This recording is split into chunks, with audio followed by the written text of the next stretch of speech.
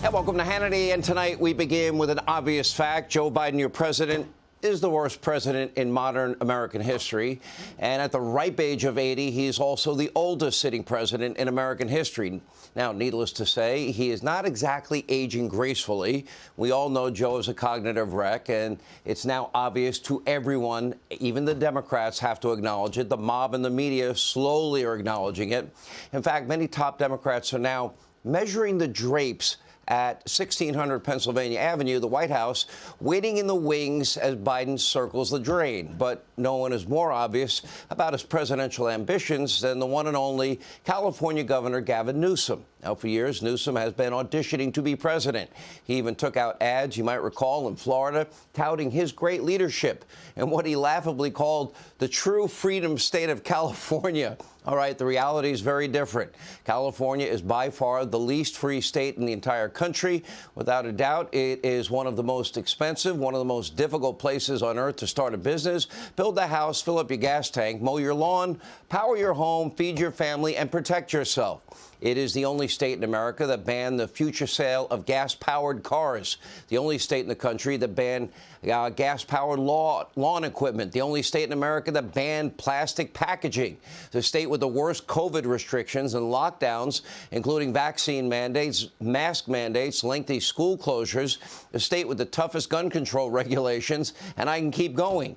Newsom just called the Second Amendment a suicide pact, while apparently surrounded by armed guards, of course. We'll have more on that coming up.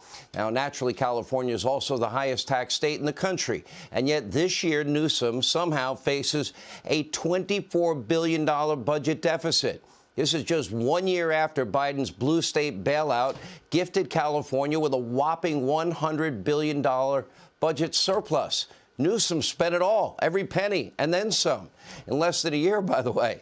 And now he's looking for cash. In fact, if passed, a proposed wealth tax will fine Californians for simply moving out of the state. He wants them to pay a state income tax when they don't live in the state, something that happens with a great frequency of late. Now, under Newsom, California is hemorrhaging people. Now, for the first time in its history, the state's population is shrinking. In fact, California has the highest demand for outbound U-Haul trucks. Texas, Florida, the Carolinas, Tennessee, they're all seeing an explosion in growth. California has now become unlivable for millions of Americans, but not because of its geography or climate. People are fleeing the state because of high taxes, burdensome regulation, the high cost of living, the scourge of homelessness and violence and drug addiction, draconian COVID policies. All of these problems, all of them caused and perpetuated by Democrats that have ruled the state now for decades. But now Gavin Newsom thinks that he deserves a promotion. He wants to bring all of those special California freedoms to the rest of the country.